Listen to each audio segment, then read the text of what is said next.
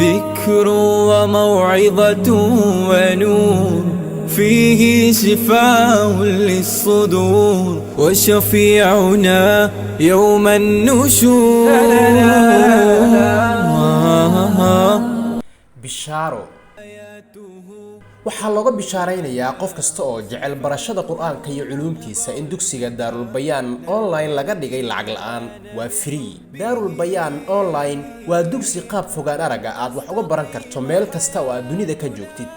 dugsiga wuxuu bixinayaa duruus jadwalaysan sida xifdinta quraanka kariimka ah, tafsiirka quraanka, kutubta diiniga ah, barashada qoridda iyo akhrinta luqadda carabiga iyo maadooyin kale. dugsiga waxaa ku diyaara barayaal uu Ilaahay fahamsiiyay habka waxbaridda kuna fiican inay diinka Alle ku baraan adigoo gurigaaga ama goobtaada shaqada jooga. Carruur iyo qof weynba waxaa loo diyaariyay nidaam waxbarasho oo ku habboon. macallimiintu waxay ku talagaleen in dadkooda ay ka kaafiyaan barashada diinka iyagoo Ilaahay ka rajaynaya abaalgud. dugsiga Daarul Bayaan waxa uu leeyahay qayb quraan saar ah.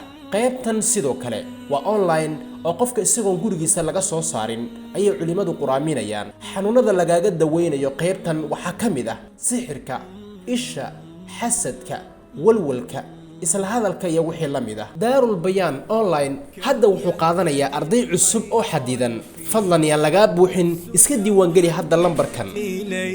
qaybta quraan saarkana ka wac lambarkan. هيا نرتل آيه ونعيش تحت ظلاله